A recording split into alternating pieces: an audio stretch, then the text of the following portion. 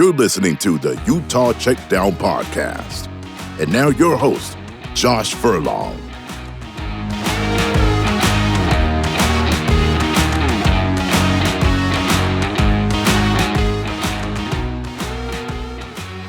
Welcome back to another edition of the Utah Checkdown Podcast. I am Josh Furlong. Happy to be back with you once again today. It's a little rainy here in Utah, so nice and cool. Not too bad. It's always a good day to have that. So happy to be back and talking some fun topics today. I also have a special guest that I think Utah fans will be happy about. So we'll see. They hated him at first, right? No, I'm just kidding. Let me first get into our sponsor. Every possibility begins with a spark, and possibility can grow into something even better than expected. With a clear view of what matters most, your possibilities are endless. From its first flicker at the University of Utah, UFirst Credit Union has grown to meet its potential and ignites your possibilities. They've grown into Canyon View Credit Union. Same roots, new path. Welcome to Canyon View Credit Union. Check out the full details at canyonviewcu.com. All right, like I said, we're going to just jump right into this. We're going to welcome our special guest. You may know him. His name is Josh Newman. Josh Newman, how have you been? I'm hanging in there, Josh. Really appreciate you having me on.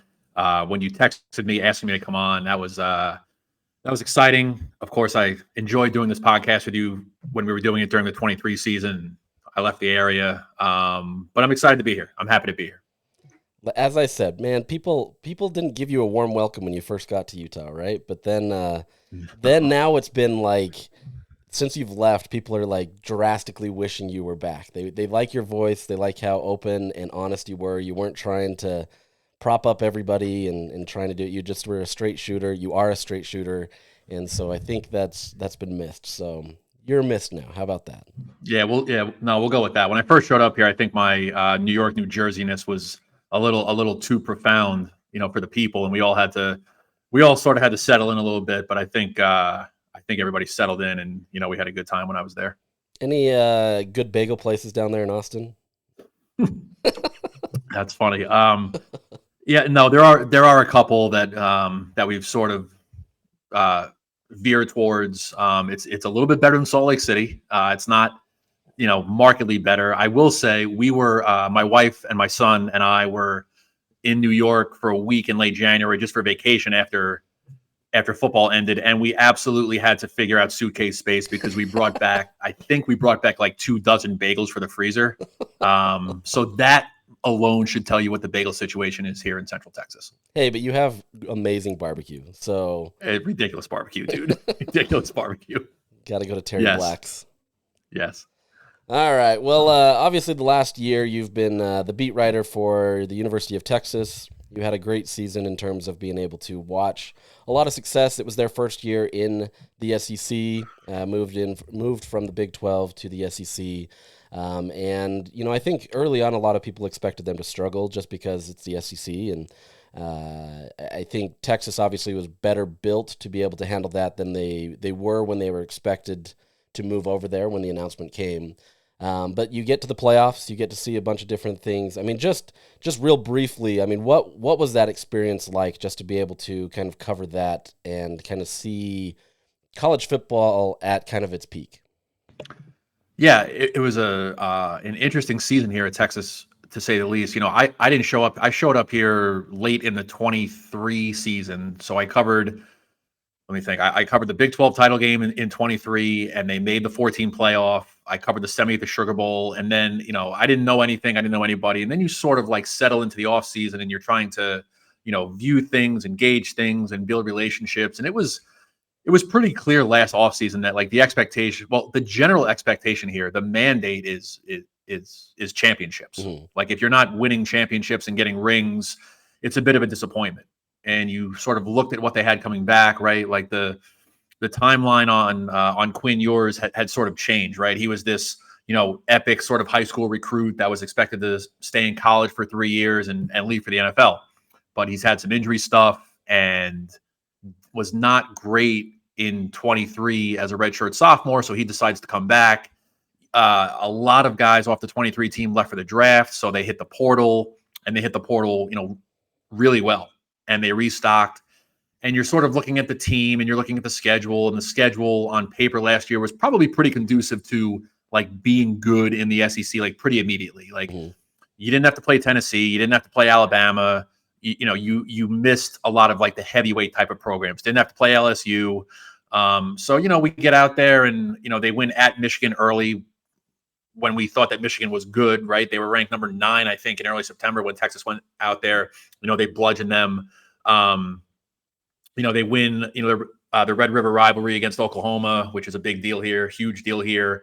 The only time they really got beat up in the regular season is they got beat up by Georgia here in Austin. They were down 23-0 pretty immediately, lost that game, but they kept on chugging, and yours was hurt, and we saw Arch Manning, for a couple of games, and yours came back, and it was pretty clear that he was not 100% at all, but healthy enough to play, if that makes sense. Not fully healthy, but healthy enough to play. And they sort of tailored the play calling to what he could do. A lot of line of scrimmage stuff, behind the line of scrimmage, right, to a wide out, make the first guy miss, get up the field. So, it was interesting, right? They finish 11-1. They somehow lose the SEC championship game to Georgia, just completely dominated Georgia that day and lost. Make the playoff, beat Clemson here in a first round game. They win this epic CFP quarterfinal against Arizona State at the Peach Bowl. They needed a fun game. 4th and 13. Yeah, crazy game. They needed a 4th and 13 touchdown in overtime to keep it alive. And then they sort of, I wouldn't say they cough up a semi against Ohio State, but they certainly had their opportunities and didn't cash in. So 13-3 season, first year in the SEC, right? You get to the SEC title game. You didn't win anything last season, but you went 13-3, and you were a handful of plays away from getting to the national title game. So very interesting season here. Getting the lay of the land in the SEC, like the big difference. And I was thinking about this as I was going through some stuff, getting ready to come on here and talk to you. I think the big difference between like covering Texas and covering Utah, just from a media standpoint, is like here, it's every day. Every day, no matter what time of year. There's always recruiting. There's always portal stuff. There's always the next wave of like 20, 26 kids, 20, 27 kids every single day here. And I remember, covering Utah when Nate Johnson was still in high school in Clovis. I remember talking to his high school coach. Nate had committed, and I was doing a profile, and I was talking to his high school coach at Clovis, and his high school coach, who had dealt with Kyle McDonald, right, and Sharif Shah for years, right? They recruited the Central Valley, forever. And, to paraphrase the high school coach, his high school coach was basically, look, Utah's a good place for kids to go to because it's not a pressure cooker. And he called it like a Thursday to Sunday program. Like the build up to the game starts Thursday, Friday, Saturday's the game, Sunday's the sort of fallout. And then you take a little bit of a rest or like take a breath Monday, Tuesday, Wednesday. And I thought that was pretty smart. That's not the case here covering Texas. It is every single day there is interest in Texas football. I love it. I think it's great. And I want to get more of the SEC's perspective in a second and kind of how that compares with Utah. But I want to jump right into a topic that has been pretty heated lately this week. Obviously, let me kind of set the stage. Obviously, the transfer portal is open, the spring transfer portal, 10-day window. It opened last Tuesday, if I'm not mistaken, and it closes tomorrow. So Friday it closes. As I've reminded people on the podcast, the portal closes on Friday, but that doesn't mean announcements couldn't come a couple days after. They have 48 hours to be able to do that. So you're in the home stretch, essentially, is there. So what has happened is, Utah has one player, their star wide receiver. He was expected to be wide receiver 1. Only had a few catches in games last year, so he didn't have much production, but he was a freshman. So you get that. And he enters the transfer portal, and suddenly, Utah's worried. That one hurts because I think that caused people some surprise. But then there came a lot of rumors, and we love rumors in transfer portal season. Who doesn't love that? That, Utah's favorite opponent, BYU, has been trying to destabilize a lot of what Utah is doing. And so what they've been doing is throwing a bunch of cash towards some of these players who are not in the portal. You've got the rumored players were Dallas Vakalahi, Caleb Lomu, Smith Snowden. Smith Snowden was obviously a big topic last transfer portal, trying to get him.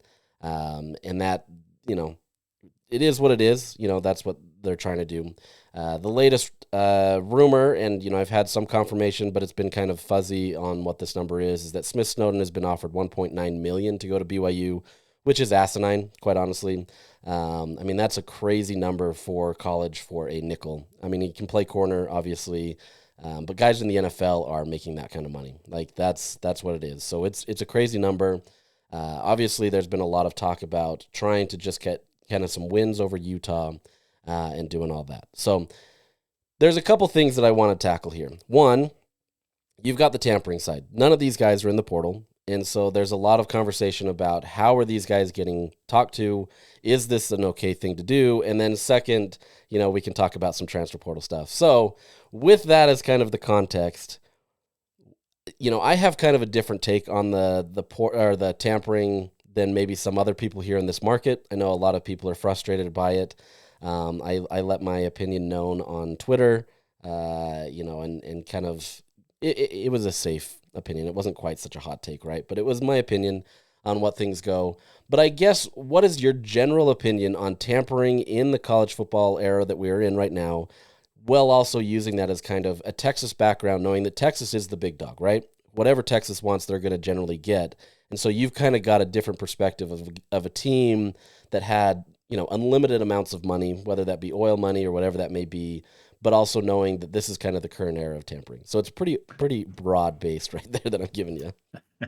Yeah, I mean, tampering in college athletics, specifically college football, has been going on forever. No way. Don't. Forever. I mean, I'm not following Utah on a day-to-day basis anymore, but I still follow enough Twitter accounts where I've sort of got the temperature of what's going on with this situation.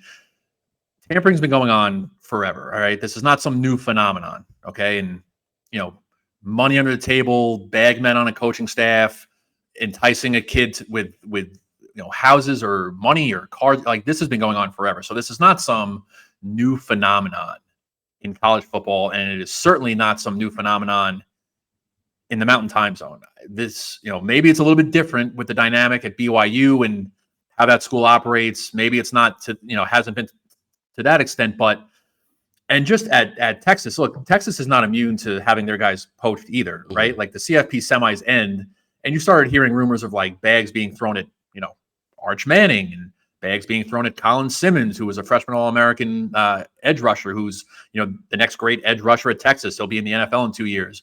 Big bags being thrown at Anthony Hill Jr., right? Their middle linebacker, who's going to be an NFL kid in 2 years. So Texas is not immune to these things. But as you said, I mean, they, essentially have enough resources where they can stave off pretty much anybody, right? They're going to get who they want. They're going to retain who they want. And, Utah's a bit of a different situation. I see all this stuff on social media, and I think people need to relax a little bit. This is the way that business is done. It's been this way for a long time. Maybe it hasn't been this way at Utah and BYU, for all these years, but this is what it is now. And I think the notion that, BYU wants to essentially destabilize Utah, I think that's a little overblown. I think that's a bit of a rivalry thing that is a little overblown. Of course, people are going to get upset because the program that is trying to poach their guys is the blood rival, is the arch rival. So, inherently people are going to be upset, but this is the cost of doing business now. And if your checkbook, and I think I said this on Twitter to your tweet, if your resources and your checkbook and your culture are not in order and in line, you leave yourself vulnerable to having guys poached. 1.9 million, 2 million, $2 million for a nickel is not a number that, that I've heard here in SEC country. That's just not the going rate. I mean, you might have too much money if you're trying to, pay Smith Snowden $2 million of it. But this is the cost of doing business, guys. Yeah. This is the way that it goes. And, again, I'm empathetic towards the rivalry, and people are going to be upset because it's BYU. I don't think people were this upset when Alabama, can we talk about this Alabama Dalton Kincaid thing now, has enough time passed where we can, that was only $1 million talk about it though, Josh. Yeah, that was only $1 million. I don't think people were that upset, versus this. So settle in, guys. This is what it is now. The teams with money and the programs with money and the programs with needs, like a BYU who's got a apparently a lot of money to spend, this is what it is. You're going to at least have your players attempt to be poached. Might not work every time, but $2 million is not a number that I would turn down personally. Yeah, no, I mean, like I said, like NFL guys, I think Clark Phillips, I looked up his contract, and he's not even making $2 million a year. So, I mean, that goes to show kind of the level of pay that those guys have. Now, granted, he's still a rookie contract, that kind of stuff, but the fact that $2 million is being thrown, loyalties, they can go only so far, right? Especially if there's no guarantee that you're going to see the league. Now, I would argue that Smith Snowden probably has a bright future in the league, and we'll see. But I think the challenge here has always been, okay, tampering is bad, right? Obviously, you see in the NFL that tampering is not allowed. They have rules and situations where if a team tampers, not in their legal tampering time, there is consequences, whether that be losing draft picks. You also receive a fine. But I would say that there's a massive difference in how the NFL operates than what college does. One, there's a collective bargaining agreement. There's a certain level of standard at play there. There's a lot here. But at the same time, there's nothing to guarantee somebody not talking to me right now and trying to quote unquote tamper me to get me to go somewhere else. Now, granted, it's not a 1-to-1 ratio, right? Like, it's not like we have a transfer portal that I put myself in and say, hey, somebody come snatch me up for a new job. So, like, it's not completely the same as that, but it's the same thing as the real world, right? Where if there is somebody that you're attracting and you are attracted to and you want to be able to get him, you're going to try everything you can. And a lot of these coaches have relationships with these guys from a long time in the recruiting process. You think that coaches just stop talking to these players after they've committed to a school? No. Especially in the transfer portal era, these guys are keeping touch and they're making that contact to make sure that they have a connection. And so as much as everybody wants to stop tampering in the collegiate realm, it's just not a feasible possibility unless drastic changes happen. Now, granted, the NCAA could have done things a long time ago to make these types of things happen, but for so long they were just living on the backs of amateurism that they didn't have to worry about this. And then by the time it changed, they were completely behind, and they're losing at a record pace of all these things. So as frustrating as it is, and it is frustrating, right? Like I sit here, and as a reporter, it's hard to kind of, you say that there's an off season, right? Especially here at Utah. You talked about Texas. There's never really an off season, but here in Utah, I think fans, they kind of check out to some extent after football's there. There's the diehards. They're always going to be engaged, but it's very far between. And so it's tough for these guys to feel like that there's another transfer portal coming, or there's another thing happening where, this last year especially, there was a lot of guys that entered the portal that had committed to Utah, and then suddenly they got a bag somewhere else and they left. And that's a tough look. So I get it. It's frustrating. You want to be able to cheer for Utah while at the same time cheering for these players. I think that's what makes college even better than maybe the pros at sometimes, is that you buy into these connections, the grassroots kind of building of a player, and that makes it tough. So I guess in that era, how would you approach, or how would you tell fans, not that we should tell fans how to fan, but I think, how would you tell fans to kind of approach this era knowing that it's not going to get any easier? If anything, it's going to only grow, and unless the NCAA changes some stuff, this is the new era of college football. Yeah, that's a good question. I don't know what to tell fans at this point, especially the sort of fan that is an alum and went to school there and has a deep connection and has season tickets. Like, I don't know what to tell that fan, because these are drastic changes. Mm-hmm. As recently as what are we in? 25, like even just like back to like COVID-ish, right? Like 1920, you would have a season end, and you could look at the roster and you could take a reasonable guess at who was coming back and who might be leaving. It was not rampant transfer portal stuff. Sure, the transfer portal was there 5 years ago, but it was not rampant transferring and NIL and pay for play. That's what this is. It's pay for play, and it's only going to get worse, as you said. So what do you tell the college fan? In the professional ranks, the term, like, you're just rooting for laundry, Yeah. right? Because it's free agency and trades and those types of things happen. You really, and it's not going to be a quick process, but I think I think Joe Average Fan is going to have to, like, slowly but surely sort of like take this as you're watching professional sports. You are essentially watching professional sports, and you need to start rooting for the laundry, because the days of, you know, guys staying 3 years, 4 years, that's like ending, right? The fact that Quinn Ewers stayed at Texas for 3 years and he was a third year incumbent starter this past season, that's like a unicorn at this point. That's just like not happening almost anywhere anymore, especially at the Power Five level. So again, this is all sort of drastic and it's all sort of fast and things are moving quickly, but you're really going to have to just like, I don't want to say get over it, but like you're essentially watching professional sports and you need to start treating it as professional sports. And I know that's hard, again, when you are so engaged. And if somebody, grew up in Salt Lake City or grew up watching Utah football or went to Utah and, watched Rising and these Kyle Whittingham teams and the Pac-12 title games, and you are invested, you're going to have to sort of like divorce yourself a little bit from what it used to be, because what it used to be is gone and it's not coming back. Well, and as part of this, speaking specifically to Utah, Kyle Whittingham has always had this weird relationship with BYU. Obviously, that's his alma mater. He doesn't like to say the name BYU ever. He will always say the team down south or our in-state rival, whatever that may be. So there's this level of pettiness there where he clearly doesn't want to be able to put his name in his mouth, right? But at the same time, he's very deferential to BYU and Kalani Sitake. They're good friends. He doesn't want to do anything to hurt him. But I will say he is not helping himself in the sense that he's not willing to go on the attack.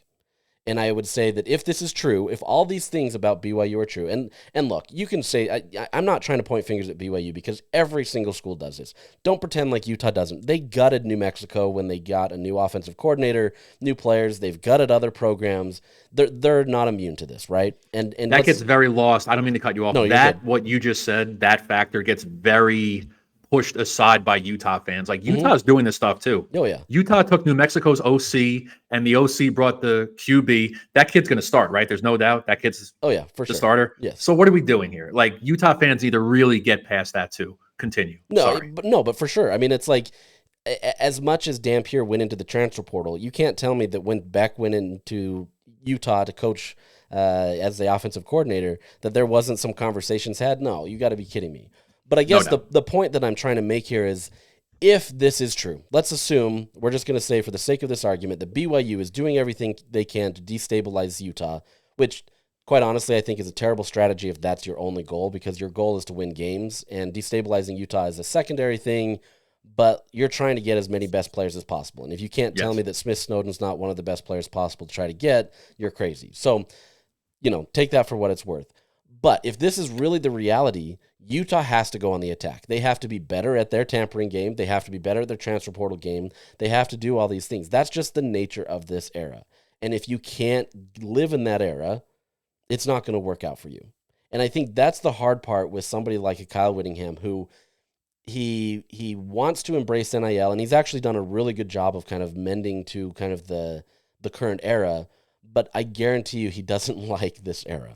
And he wants to be able to just ignore it to some extent. And so it's easy to kind of say, you know what, like I'm going to wash my hands of that. But in this current era of college football, you can't wash your hands of that. You have to be knee deep in it. And I know Kalani Sitake hates NIL as well. Like, I understand that.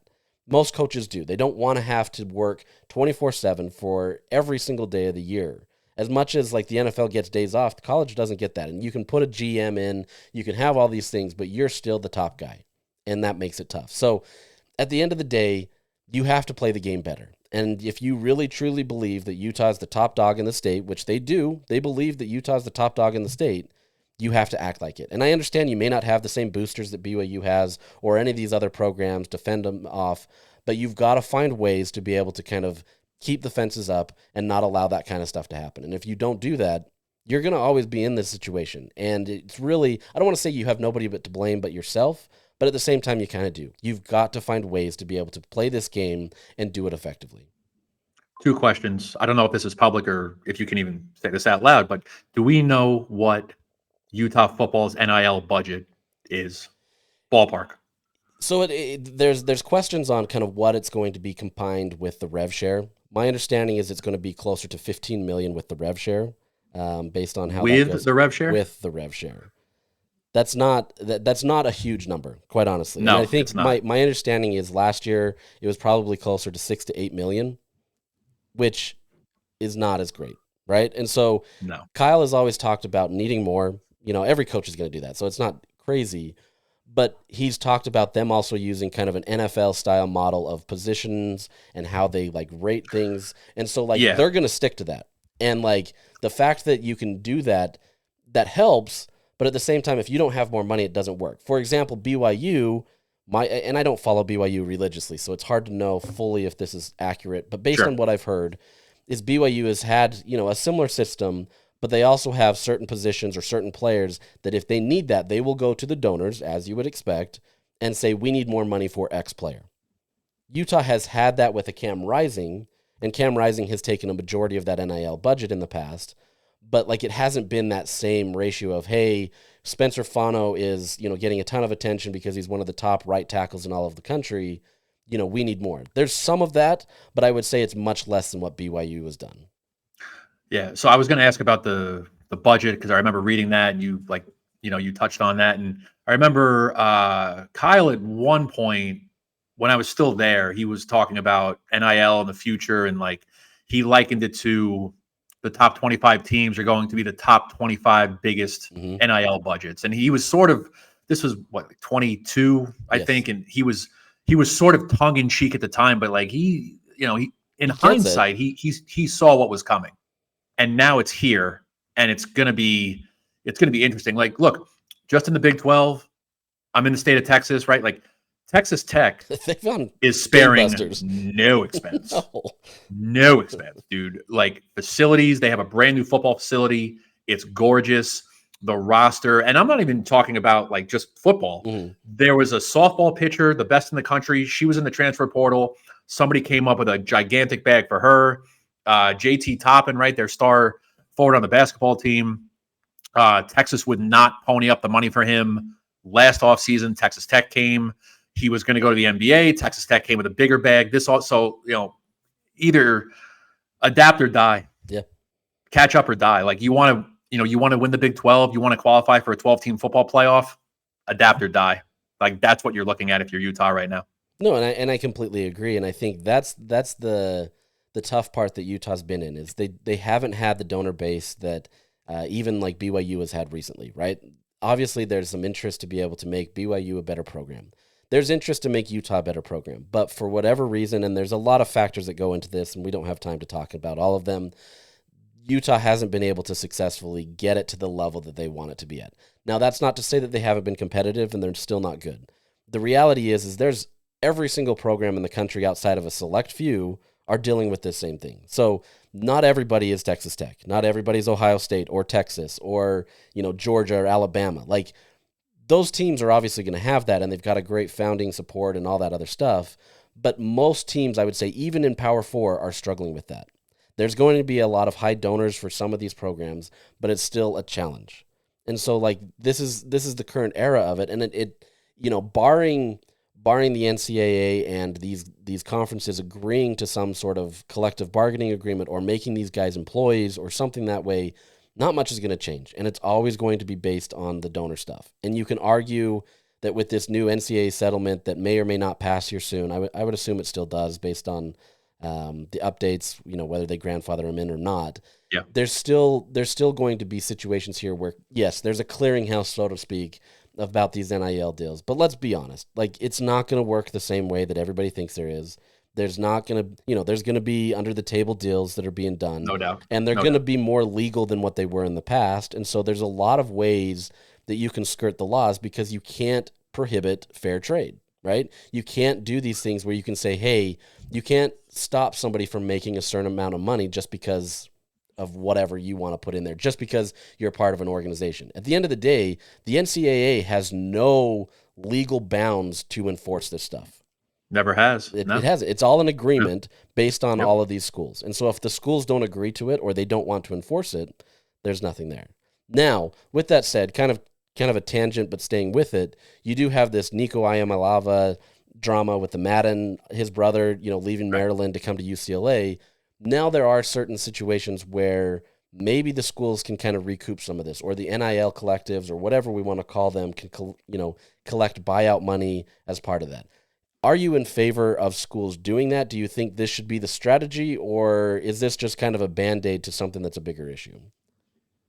Well, that's sort of two different things. I mean, yes, it feels like a Band-Aid to a bigger issue. Just in general, just not even college football. You or I or any Joe average citizen, you sign a contract, you are held to the terms of that contract. Mm-hmm. You go buy a car, you're getting financing from the bank, you have to pay the note every month, or they take the car, Yeah. right? Like you're held to the terms of the contract. I'll be curious to see how that plays out moving forward. But like, yes, I think it's a good idea that that these student athletes are held to the terms of a contract. Now, again, this is all sort of evolving, right? It's not in its final form yet. Learning and figuring it out and evolving. Do you start putting buyout clauses in these contracts? There was a mid-major basketball coach, a couple of days ago who floated the idea of, like some sort of buyout situation. Like if mid-major A signs this kid for X number of years and he leaves before the contract is up, that's fine. But there needs to be some sort of, buyout clause Mm-hmm. so that they're not completely left, with nothing. The situation at Tennessee, the thing that I've been thinking about is, that's fine, right? Tennessee and Josh Heupel, they're, nobody's bigger than the program, right? Like Nico wasn't doing the right thing and he left and they're letting him leave and they wouldn't match the number, and that's fine. Let's see how fine it is when Tennessee is 7-5 and not going to the college football playoff. We'll see how fine it is then for Josh Heupel, because their quarterback situation, they even swapped, right? Joey Aguilar, who went from App State to UCLA. Nico goes to UCLA. Joey Aguilar goes to the portal, commits to Tennessee. It was an even trade. The problem with bringing in a quarterback in April is that you don't have a very long runway to get the playbook, get in the locker room, become the leader that a quarterback has to be. And oh, by the way, you're playing an SEC schedule. Yeah. So let's see how okay it is in October when Tennessee has 3 losses and the season is essentially over. That's the part of it that nobody is really talking about enough. It's like, okay, you feel like you did the right thing for the program. Let's see how okay it is when you don't have a viable quarterback.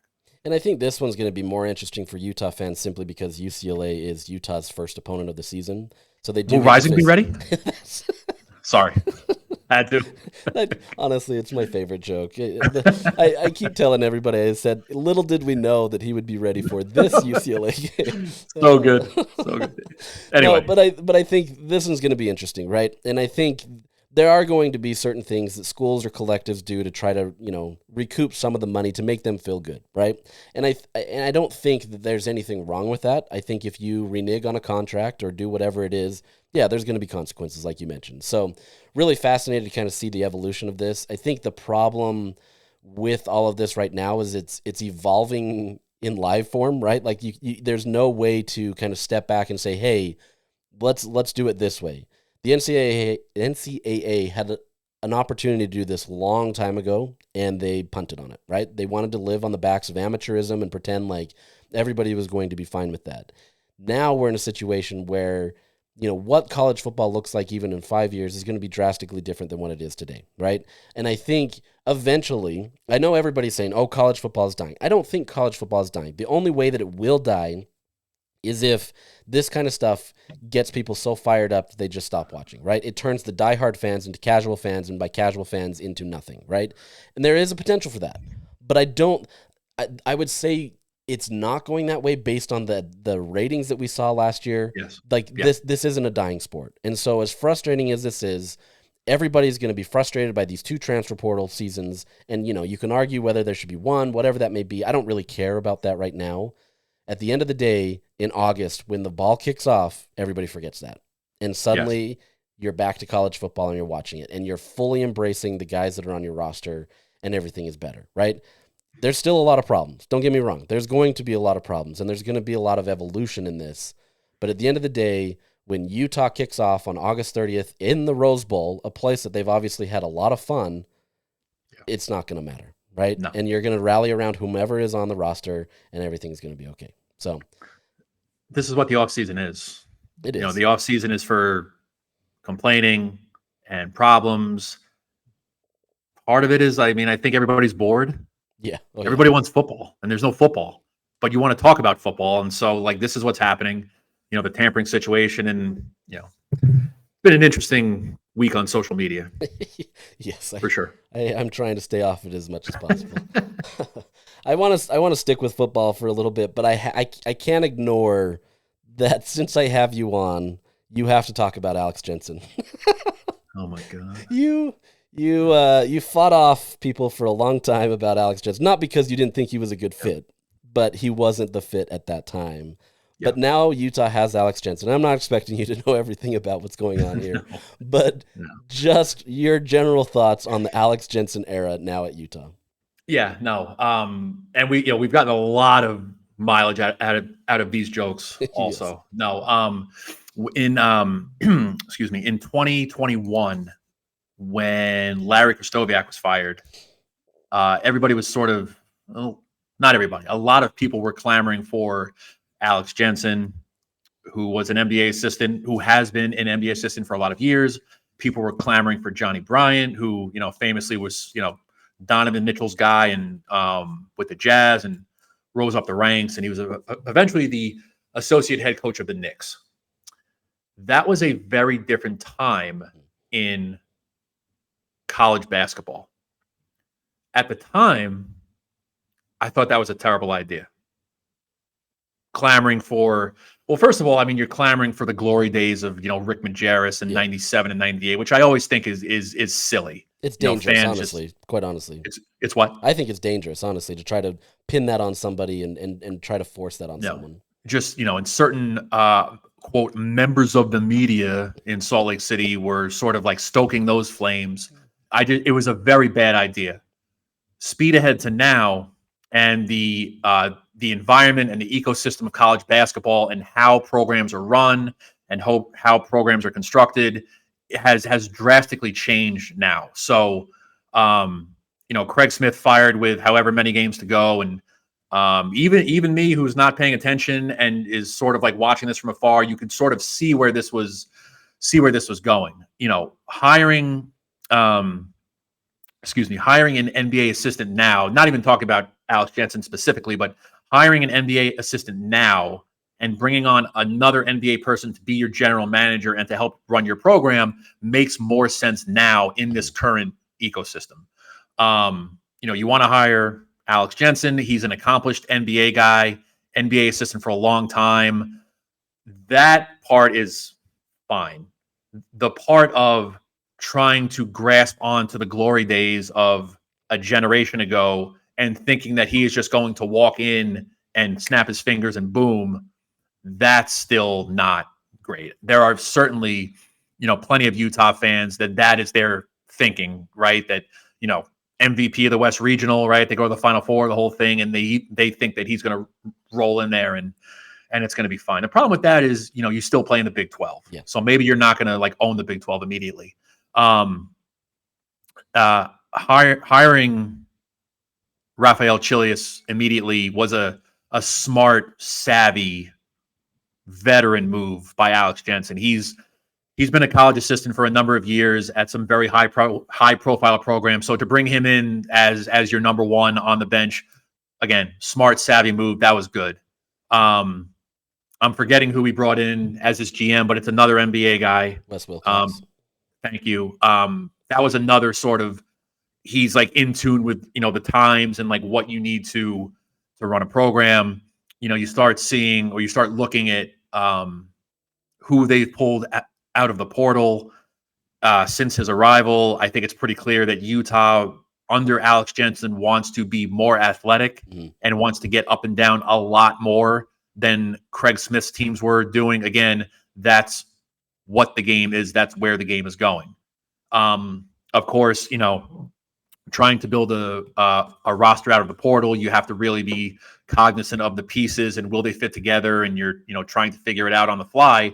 I don't think he did himself any favors, Alex Jensen, by finishing out the year in Dallas, but that was his prerogative. I think you put yourself behind the eight ball just a little bit by making that decision. But it's going to be interesting.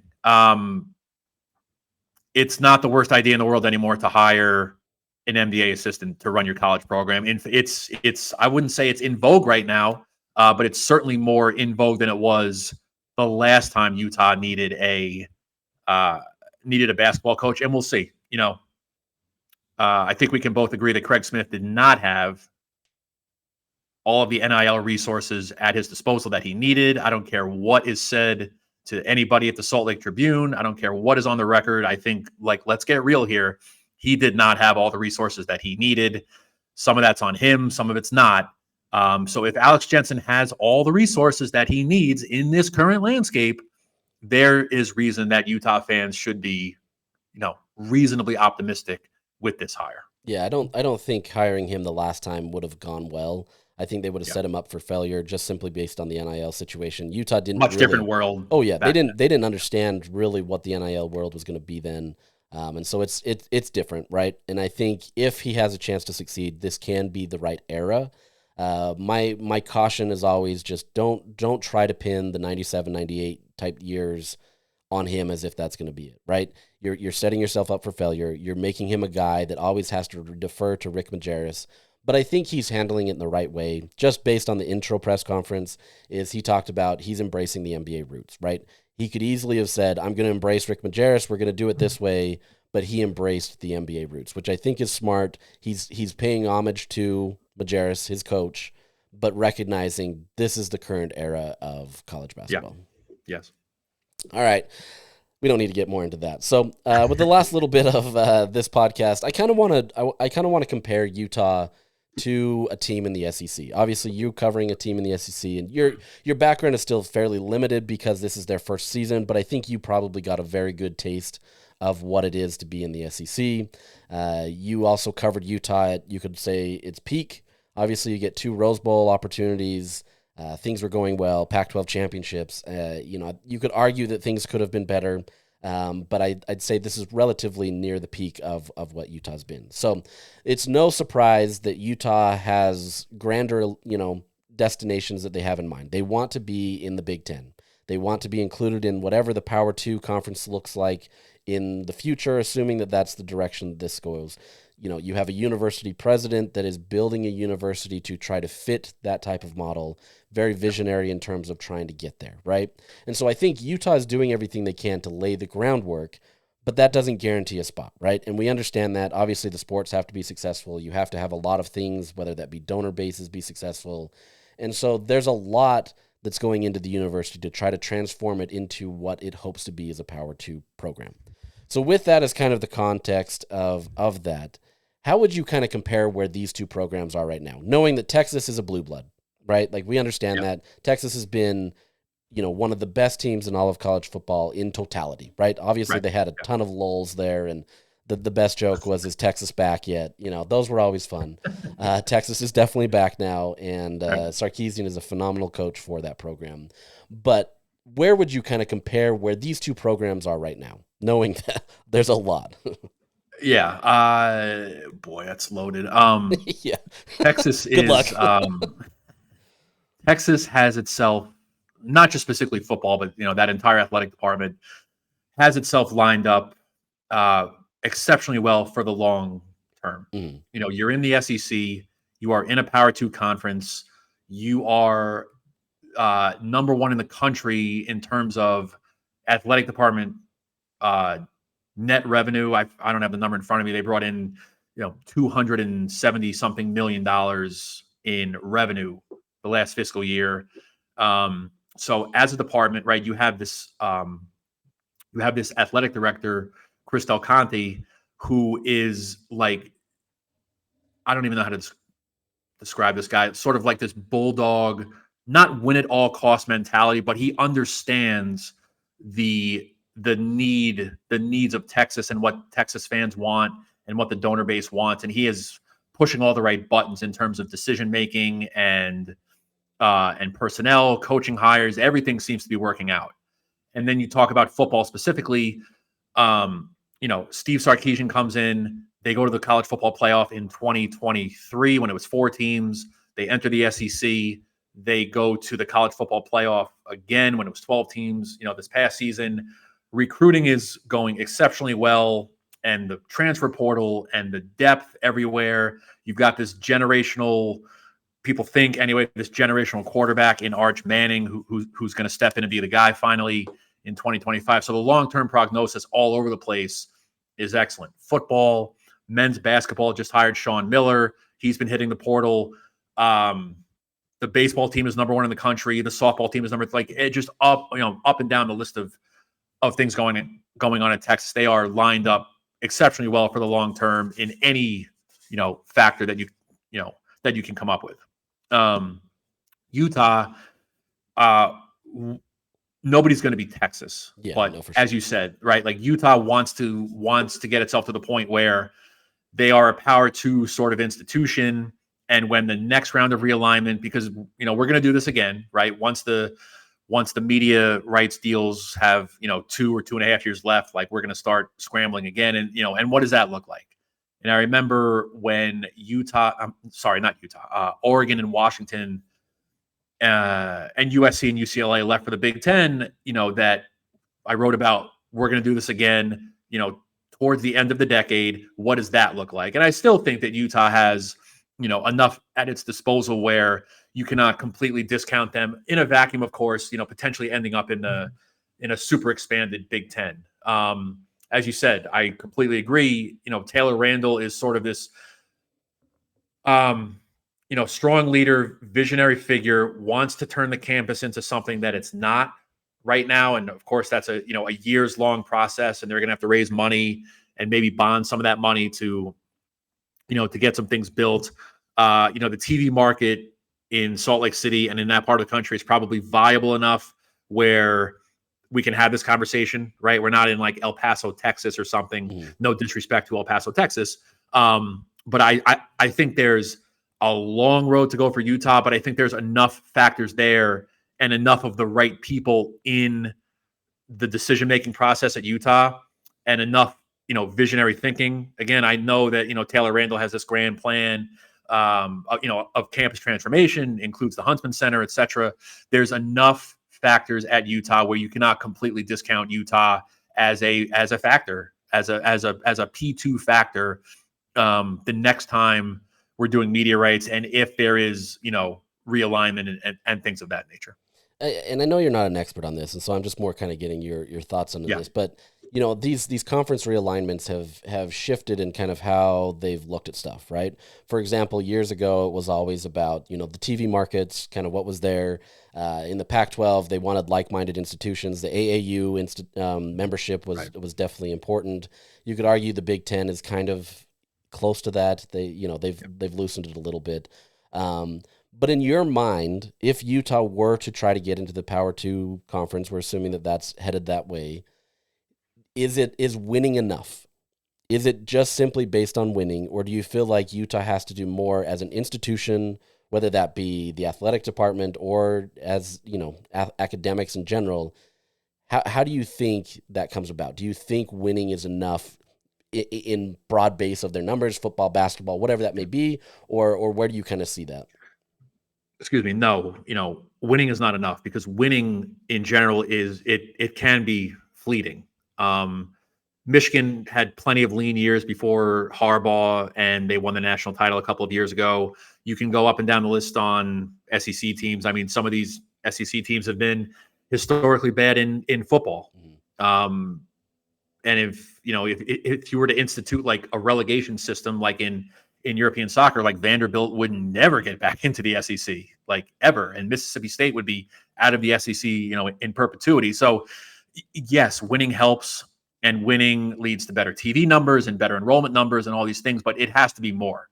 And yeah, the AAU stuff was, sort of prevalent, years ago. I think that's still a factor, but it has to be more than winning. Just talking to, SEC people like last year at SEC spring meetings, right? Like talking to presidents and talking to athletic directors. It's like there's no obvious next candidate for the SEC. Like talking on the record, off the record. I mean, of course, these things are fluid and ever changing, but like there's no obvious next school in terms of athletic achievement, academics, part of the country. I mean, a running joke here has been like, the Southeastern Conference. Why are Texas and Oklahoma members of the Southeastern Conference, right? So geography doesn't matter as much as it did before, but it is a factor still. I think that is one thing that is working against Utah is that you're sort of in this, desert, no pun intended, that it doesn't make much sense geographically to wind up in the Big Ten or the SEC. Again, not that matters like it used to, right? We see the 4 West Coast schools in the Big Ten, but that's it's going to be interesting. I really think there's an argument for Utah. There's an argument for a lot of Big 12 schools. There's an argument for BYU to end up in the Big Ten potentially, but nothing really totally makes sense anymore. And whatever you and I are discussing now, whatever we think about this topic now, it's going to get blown up within 2.5, 3 years because something else is going to happen and a whole nother list of topics is ready to be discussed. Oh, for sure. I mean, there's no guarantee in any of this, and we still don't know how college football is essentially going to look, and so it's tough to kind of transition to that kind of stuff. So, last thing I want to get you out on is the NFL draft starts tonight. Who is your top quarterback? Do you think Shedeur Sanders can be successful in the league? Two different things.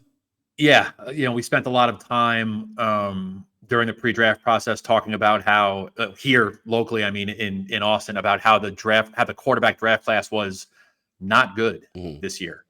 Who's the top quarterback? Yeah, it's probably Cam Ward. Cam Ward was terrific at Miami. You saw Cam Ward. You and I saw Cam Ward live at least once, maybe twice when he was at Washington State. I don't want to speak for you, but like I was not watching Cam Ward and thinking like he's the number one pick in the draft. No, not at all. So that's sort of where this quarterback class is. To be fair, Jaden Daniels, when he was in the Pac-12, wasn't that either, right? It wasn't until he transferred 100%. that he changed. And now you're seeing that translate. So maybe that's kind of the same arc, right? 100% fair, right? Cam Ward had more help, more pieces around him at Miami. You got a bit more of his skill set sort of coming out, and here we are. I personally don't think Shedeur Sanders I don't think he's a high first-round pick.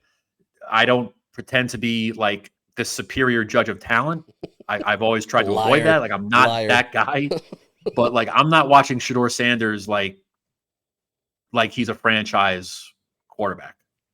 That's going to be the interesting part of tonight. I mean, you see the mock drafts and they're mock drafts, right? But you see number 4, number 22 to the Giants at 3 potential. So, that's when there's a wide sort of avenue for a prospect, separated by 18, 20, 22 picks. That's always the more interesting guys, because if you do take him high, the intent is to have him play.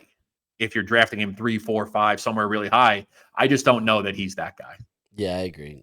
I'm really fascinated to see kind of where he lands. Not truly because I care, but more just kind of, regardless of who he is as a person. And I think sometimes he comes off as a very arrogant guy. I think he's not quite fully that. There can be times like that, but I think this is a guy that he gets in there, he fights hard. The fact that he had a terrible offensive line at Colorado for 2 years and he continued to take sacks and did what he did is impressive, right? But I think that changes drastically in the NFL, and I don't think just because you're Deion Sanders' son, and I know that he's kind of shaking off some of that kind of stuff, but just because you're Deion Sanders' son doesn't translate necessarily to the NFL, whether Deion believes that or not. I do just want to say, just knowing that you are a Dallas Cowboys fan and me living here in Cowboys country, the fans hate the Cowboys here. The fans hate the Cowboys here. That's like I hate the Jets. The Cowboys, like, or do they hate Jerry Jones? They hate the Cowboys. They hate Jerry Jones. They hate all of it, dude. I mean, I'm I do serious. too. We can both commiserate on how bad we hate our franchise. So. Oh my God. Yeah, they don't like Jerry Jones. They think it's going to be a clown show. And it's been interesting living here amongst Cowboys fans because I get agita and stress over the Jets, and like these people get agita and stress over the Cowboys, so we can commiserate in our misery for our respective favorite teams. It's been fun. What a dumpster fire it is. So, well, I appreciate you joining me as always. You know, hopefully we can get you on here a couple more times in the off season or something. But I know people know where to follow you. But where can they see what you're doing, kind of where you're at, and your hot takes on bagels online? Yeah, no, I'm between gigs at the moment. At Joshua_Newman is still the Twitter handle. I'm still handing out bagel and coffee takes. DMs are open if you just want to goof around. So yeah, at Joshua_Newman on Twitter still. Well, awesome. We appreciate it. And that's going to be our episode today. Hopefully you got something out of that. Hopefully we gave you something, whether that be tampering or Utah's move to a potential power two. We're just going to make up stuff. How about that? We're just going to do that. It's April. What else are we doing? We're making up stuff. It's April. That's what we love. So appreciate you listening. We'll catch you again next week. Thank you. Signing off.